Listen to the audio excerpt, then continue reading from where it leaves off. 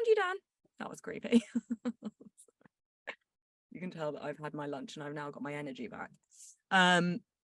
There he is, Dan. So good to have you here.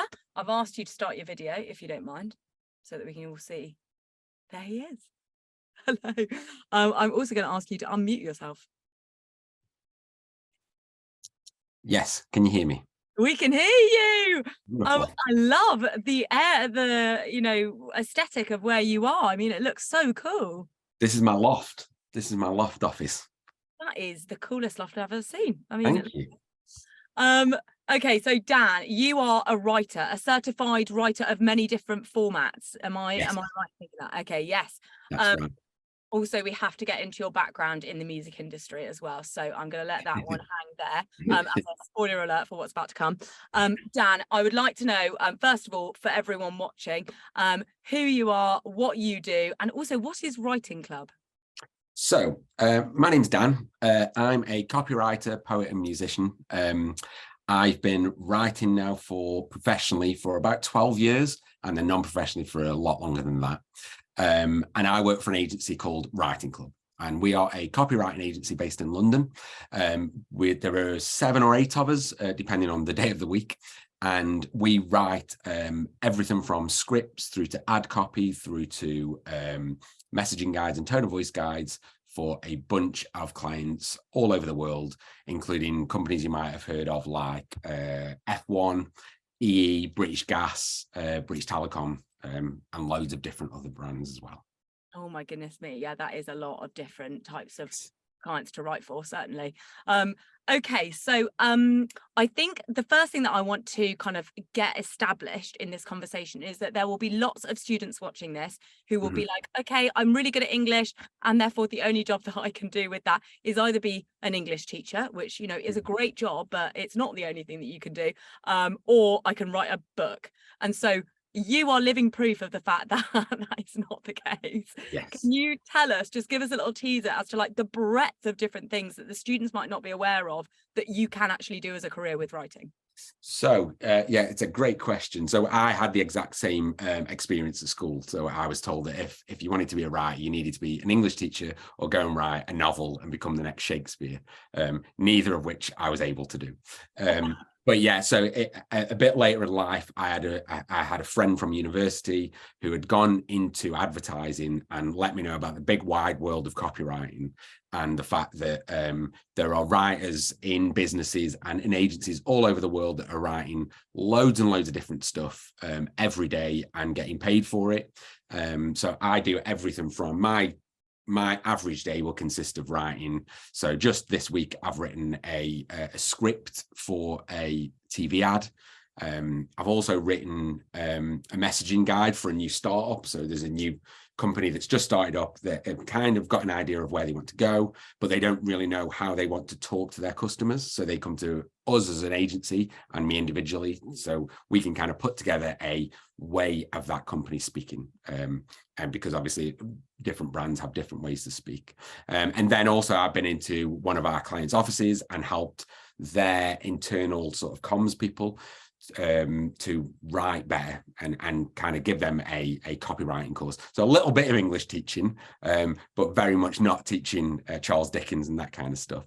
But then also a whole breadth of different writing, everything from tweets and Instagram posts right through to writing sort of I've written books for brands before, and we've written short films for brands. So yeah, a whole breadth of stuff that goes on that I didn't know about until I was in my late 20s. So there we go. A little insight into the world of writing. It's a lot bigger than you think. Oh my God, that's amazing. And it makes a lot of sense. Every time you see words, someone has written those words, right? Exactly. Yeah, it's people like us behind the scenes. Every time you see an ad or you see a brochure, we're the people that are writing that stuff. So amazing, fantastic. And we'd love to know a bit more about your career journey. So let's go back to when you were at school.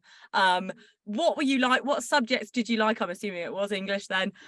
Any other subjects? And then I guess what did you think you were going to do for a career? And then how did you end up doing what you do now? So yeah, it was quite a long journey for me. So at school, I really enjoyed English and I was quite good at English. And I did have a an English teacher who kind of pulled me to one side when I was about 15 and said, I think your future is in writing. At the time, I just wanted to be in a band. So I kind of was like, I'm not going to write for a living. I'm going to be in a band. And that's kind of what I committed the rest of my teenage years were really involved in that. So I went away and kind of joined a band and ran off around the country playing gigs and stuff, which was great fun. But then as I got into my early 20s, I realized I needed probably some qualifications.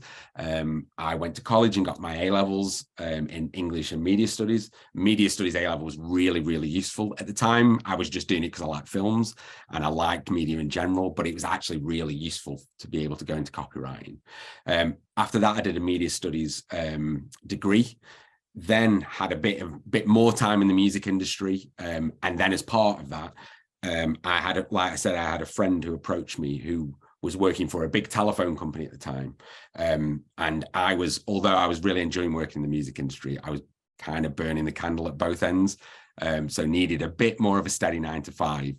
Went for a beer with this friend, and he mentioned the fact that, did you know you could make money at the company I'm working at by writing blogs for us? And I was kind of like, people don't pay you to do that kind of stuff.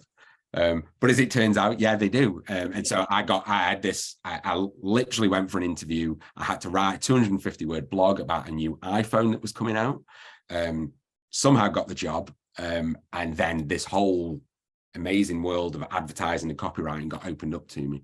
And that was the start of my sort of 12 or 13-year journey into copywriting and getting to where I am today. So I had a few years at the telephone company, then went and worked at an agency in Manchester for a few years as their head of copy, then went freelance, and I freelanced for 2 or 3 years. And part of that freelancing was working with Writing Club as a freelance writer.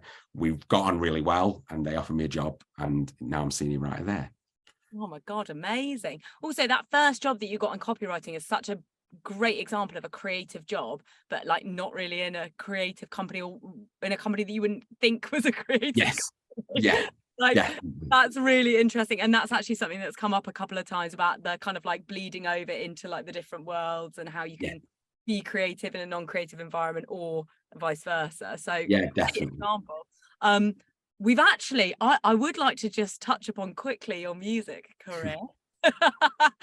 So Dan, because we do love a career change as well, I think it's so important that young people realize that like you don't have to decide now exactly what you're going to do for the rest of your life. You can actually change later on if you decide that, you know, that lifestyle, like you said before, isn't quite right for you anymore, and so you want to do different. So let's talk quickly about your music background, because I've got some pictures here.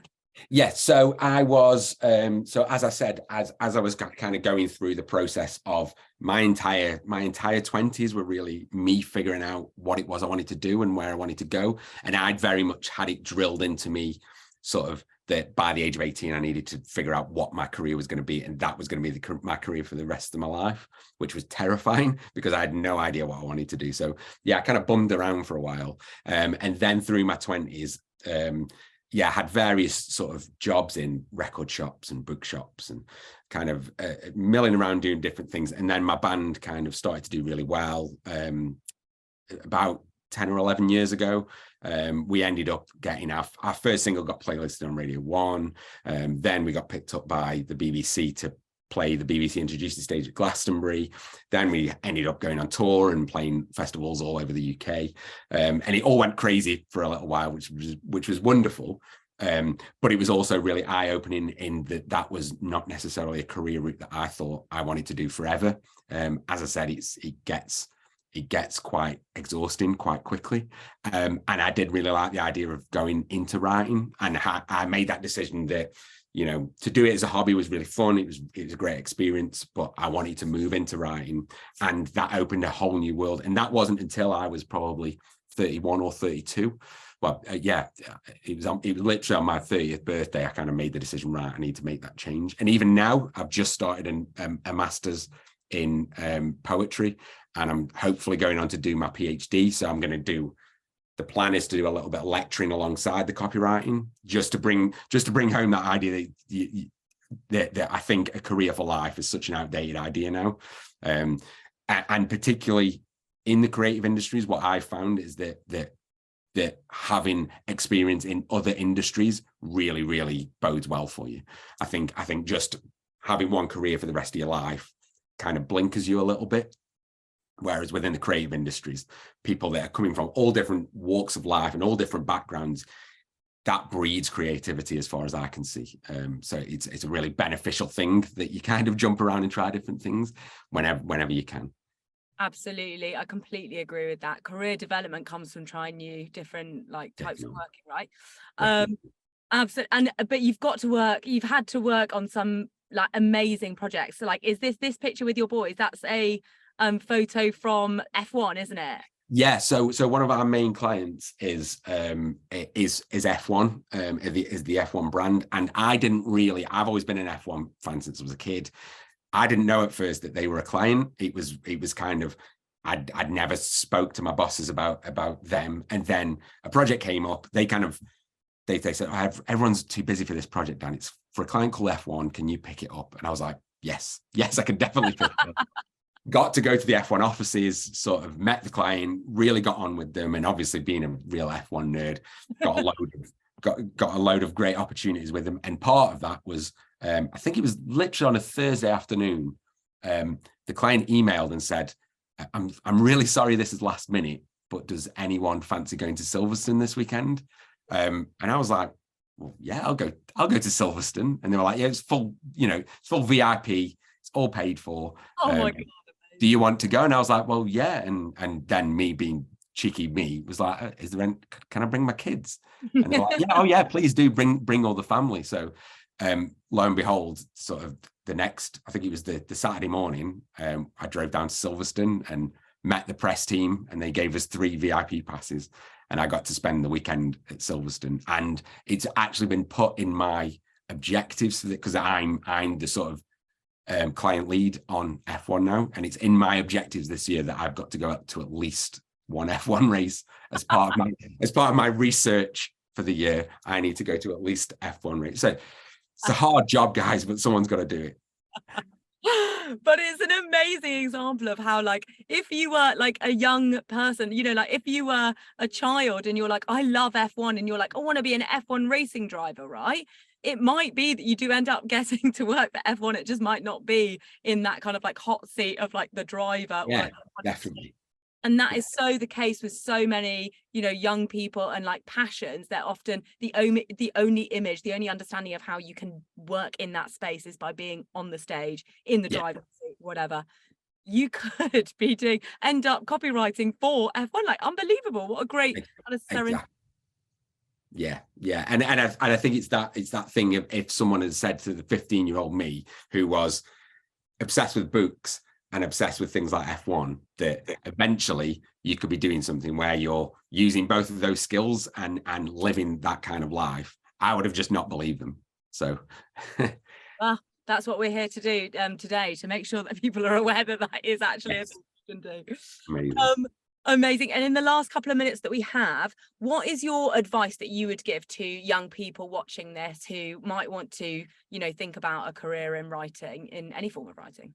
So I would say definitely start to consider your options for college and university. I think there is, when I was kind of at university, the only area that you could explore English was either a creative writing degree or an English literature degree, both of which didn't really appeal to me. Obviously they do now because I'm doing a master's in creative writing, but that whole world has been opened up now. So there's a couple we work with the University of West of England, who have got an amazing sort of creative and commercial writing degree, where they do the whole, you get to explore poetry and novel writing and journalistic writing, but you also get to explore commercial writing and working with people like us to be able to get that exposure in the whole world that we live in.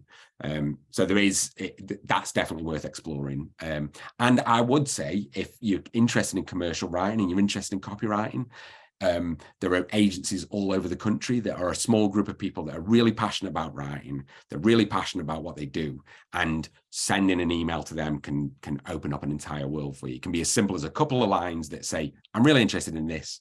Can I come down and join you for a couple of hours and have a coffee and find out more? And you would not believe the response you'll get from different agencies around the country with that kind of email. Amazing. That's really good advice. And if you were looking for companies in your local area, small little kind of collectives, you would be searching for the words commercial writing, whatever your local area is, or copywriting, whatever. Or copywriting, or advertising agency, or even marketing agency. The whole industry has a lot of different names for this stuff, but anything around marketing, advertising, agency, copywriting, you'll find what you need. Fantastic. That is so actionable. Thank you so much, Dan. That has been absolutely amazing. Wonderful talking to you. Great to hear all about your background and your career change. Absolutely love that. Awesome. Thank you so much for spending time with us and sharing all your wisdom. Really appreciate that. Thank you so much. Thank you for having me.